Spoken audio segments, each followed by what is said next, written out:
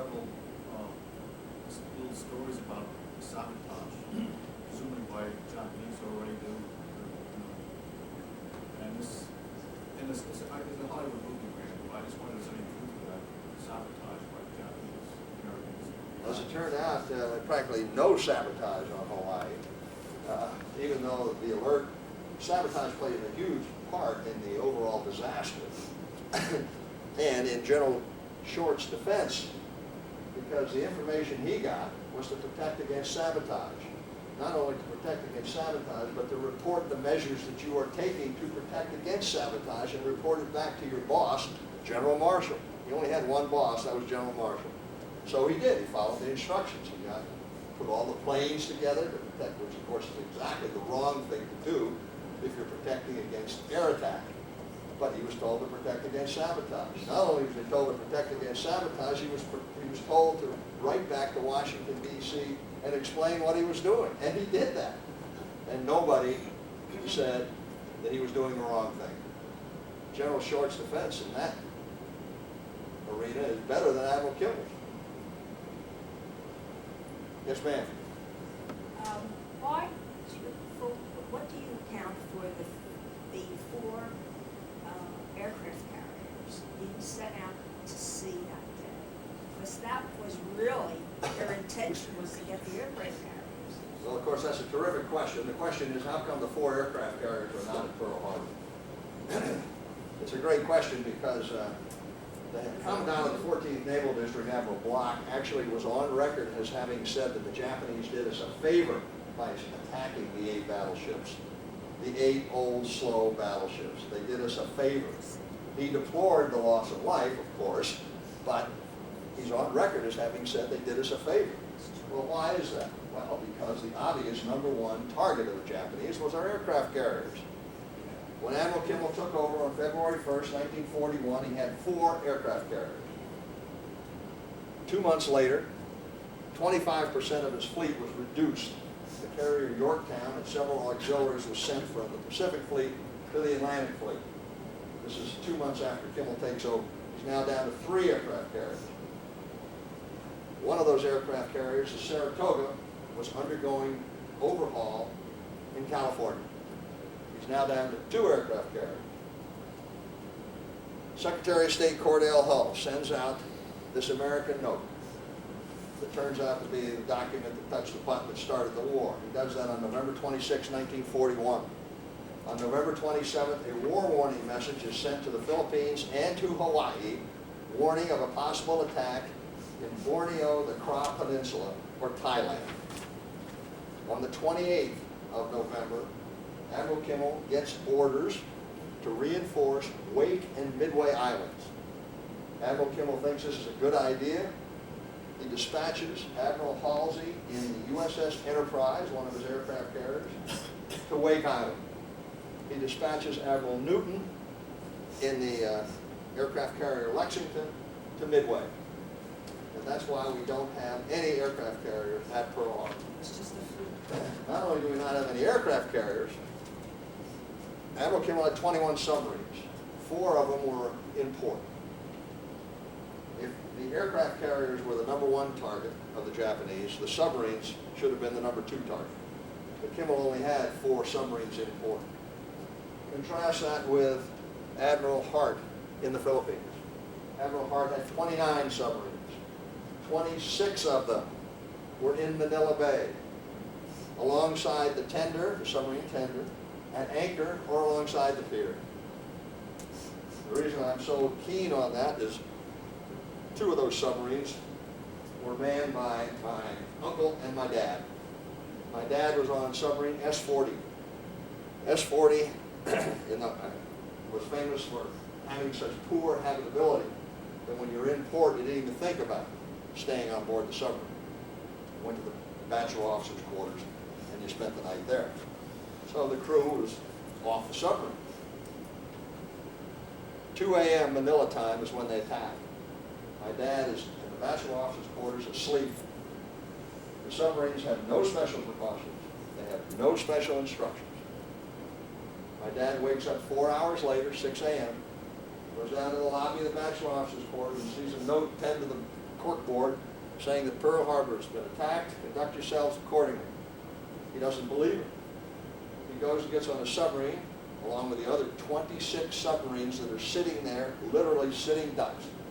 And they all get underway and get out of it. If the Japanese had sent their 355 attack aircraft after those 26 submarines, instead of the 8 battleships at Pearl Harbor, they would have advanced their war effort by an order of magnitude. Tojo was asked at the end of the war, at the war crimes trial, why do you, Tojo, think Japan lost the war?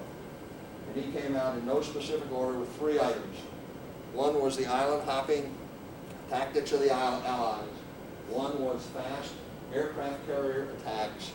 And the third, and this is in no order of priority, was the attrition, the Japanese shipping caused by American submarines.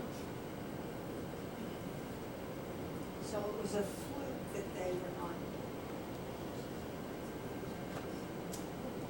You now know as much as I know about that. And also they missed the fuel oil dumps. People talk about the marvelous execution of the Japanese attack. Of course, they hit all the wrong targets. Number 1 target would have been the aircraft carriers. Number 2 targets would have been the submarines. Arguably, number 3, as the lady is suggesting, would have been the oil fields. Number 4 would have been the shipyards. All of these before the battleships. But so it goes. And of course, the Japanese knew that the submarines were not important. They knew that the aircraft carriers were not important. Yes, sir. On the radar, from what I gathered through information, was that it was brand new and they didn't know much about it. They were able to detect some form of plane travel, but they were not able to distinguish what it was or get it back to the Navy. Well, the big misadventure in the Pearl Harbor story involves radar, to be sure. And General Short was severely criticized by the Army Pearl Harbor Board for not doing more to implement the radar. But of course, General Marshall was also criticized for not doing more to implement radar, because we had a big battle between the War Department and the Department of Interior as to where we were going to put these radar installations because of the environmental considerations. So we have brand new technology and we have a lot of concern for the environment in Hawaii. All of this results in inordinate delay. If everything had been working perfectly, we would have had about a 1-hour warning. If everything had been working perfectly, which probably would have meant a much greater disaster. Because if any of those ships had gotten out of Pearl Harbor, there were 29 Japanese submarines waiting for them. And that's what they really thought the damage was going to be. The reason that Hawaii is such an excellent place to operate submarines is because it's on a big mountain. The water gets enormously deep very quickly. So if those ships, the battleships, they had been able to get out of port and been sunk, as they most undoubtedly would have been, then we could do 17 knots. If they'd been sunk in deep water, the loss of life would have been extraordinarily high. They lost 2,400. And blocked Half of them were lost on the Arizona. the passageway. Blocked the passageway, they were in very shallow water. But there's no question about the fact that the radar was a misadventure and certainly something worthy of criticizing. And General Short was criticized for it. Yes, yes, sir. If the fleet had been recalled, as you said, before Pearl Harbor, Recalled where? to the West Coast. To the West Coast. Yes, sir. Where on the West Coast would it have been recalled to? San Francisco, Seattle, San Diego. So it would have been dispersed. I'm sorry. It would have been dispersed along the West Coast rather than all being in one area. Is that what you're saying? No, I'm not saying that at all. They would be back in the major ports on the West Coast, just like they were in Hawaii. Where specifically each ship would have been, I don't know. No, but you had those 8 battleships in one area. You had other auxiliary ships in harbor and in repair areas and so on. But basically, you had so much the Pacific Fleet in one harbor area, Pearl Harbor. Correct. If they had been brought back to the West Coast, you're not saying they'd all be in San Francisco Harbor. You're saying they would be in a number of different areas. Is that correct? I really don't know where they would be. All right. I'm not. Is there a question there? Well, it certainly would have been a lot harder to hit them if they were dispersed in a number of different ports. Well, yeah, that's certainly true. Inviting disaster by putting them all in the port. And of course, the reason that they were all in port is strictly a function of the lack of refueling capability. In order to keep the battleships at sea and the rest of the ships at sea, they estimated that Admiral Kimmel would have needed 75 oilers. He had 11, of which only 4 were capable of refueling at sea. So the reason that the battleships were in Pearl Harbor was a coincidence, according to the Naval Court of Inquiry, a pure coincidence, as a matter of fact. And indeed, when the Enterprise with Halsey was sent to Wake Island, Kimmel and Halsey got together, and as a strategy to make it look like a normal movement, they had the battleships go with them until they got over the horizon. And then, of course, the aircraft carrier goes off at 30-plus knots. The battleships are only capable of 17, so they're told to mill around smartly for a while and then go back into Pearl Harbor. That's why all the battleships were in Pearl Harbor. It was a very rare occurrence for all the battleships to be in Pearl Harbor. Pure coincidence, according to the Naval Court of Inquiry. Anybody else? Should I stop, Brandon? Or should I ask them questions?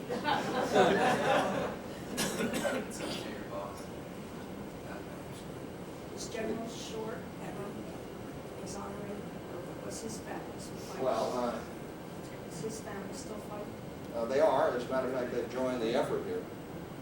General Short deceased in 1949, so he deceased early of a broken heart. He defended himself rigorously at the Joint Congressional Committee.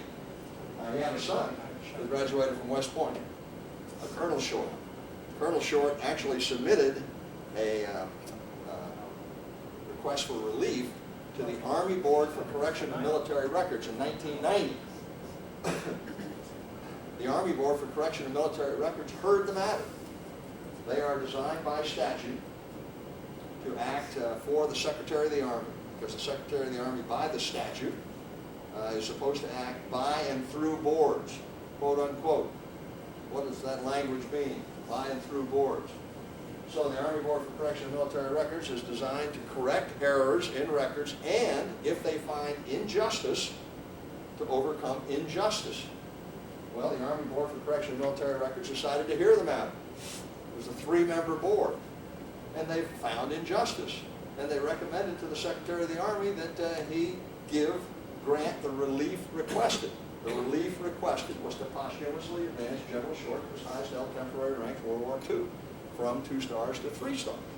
So he got a better deal than your grandfather? No, because the Assistant Secretary of the Army opted not to take the recommendation of his board and said that the people at the time, the superiors of General Short at the time, were in a better position to evaluate General Short's performance.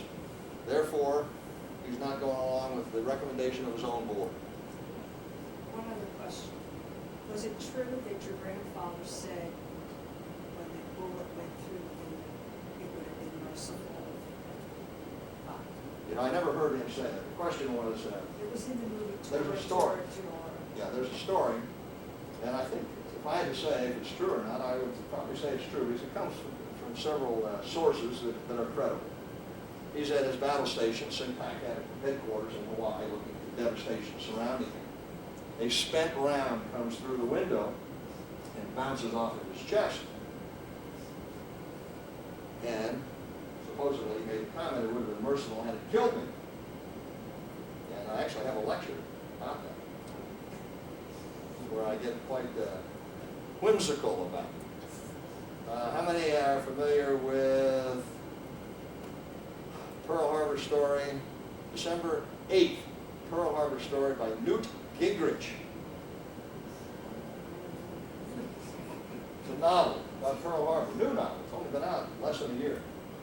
I won't give away the plot other than to say they kill Admiral Kimmel with that bullet.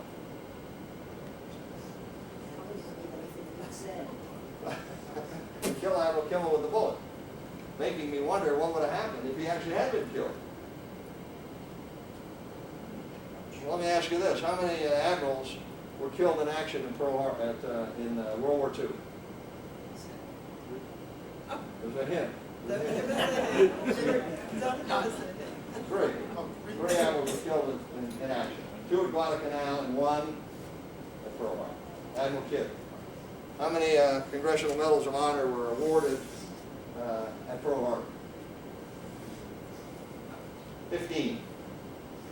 How many Congressional Medals of Honor were awarded in the United States Navy? Not sure I can quite remember that. Not very many. 50, something like that. World War II. Is there any doubt that if Admiral Kimmel had been killed at his battle station at Pearl Harbor, he'd have gotten the Congressional Medal of Honor?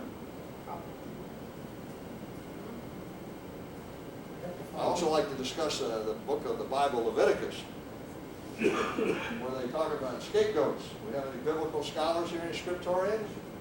What's it take for a Jewish scapegoat? What do you got to have? First of all, you have the male goat. No female goats allowed. That's number one. The goat has to be unblemished. Well, Kimmel was certainly unblemished, 41 years of unblemished service. But what's the big one? Got to be alive. No dead scapegoats. You got to be alive. Kimmel's now dead. He's died in action. Now what? Now what are you going to do? So at the moment, if it killed him, he'd have the Congressional Medal of Honor, and so it goes. But that's really whimsical. I wasn't going to get into that. I'll ask you one more question, though. Who was responsible for the defense of the fleet when the fleet was in port on December 7, 1941? Who, in writing, in long-established military writing, going back to 1935, who was responsible for the defense of the fleet when the fleet was in port at Pearl Harbor? Yes, sir. The Army. The Army. Investigators, this is counterintuitive. The investigators couldn't believe it when they first heard it. But that's the way it was. Let me ask you this. Who is responsible for the defense of the Pentagon on December 7th, 2001? December 7th. September 11th, 2001. They asked a question at Pearl Harbor, who was responsible for the defense of the fleet? They went up and down, couldn't believe it when they got the answer there was the Army, but the Chief of Naval Operations at the Naval Court of Inquiry made it abundantly clear that the United States Army was, that's the only reason the Army was there, was to defend the fleet. Who was responsible for the defense of the Pentagon? September 11th, 2001. It's a fair question, isn't it? Should the 9/11 Commission ask that question? They certainly asked it at Pearl Harbor. Defense of the Pentagon. I'm not talking about New York City. I'm talking about the Pentagon. Who is responsible for it? The best answer I have asked every audience I have spoken to, must be hundreds by now, that very question. I have talked to the Secretary of the Navy, former Secretaries of the Navy. I talked to the former commanding officer of the USS Cole. Remember the one that was attacked? The best answer I've been able to receive so far, who was responsible for the defense of the Pentagon on September 11, 2001, was the Arlington Police Department. Oh, my God. Oh, unbelievable. It fell through the crack. Just fell through the crack. Nobody was tasked with that responsibility. Nobody, I'm not talking about who we should blame, but just who should worry the problem. Nobody was worrying the problem. But they didn't ask the question, didn't even ask the question. I could ask more questions, but this time I need it.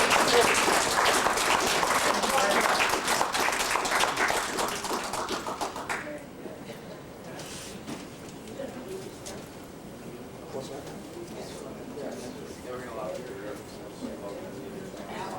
Let me get this straight. 7 o'clock will be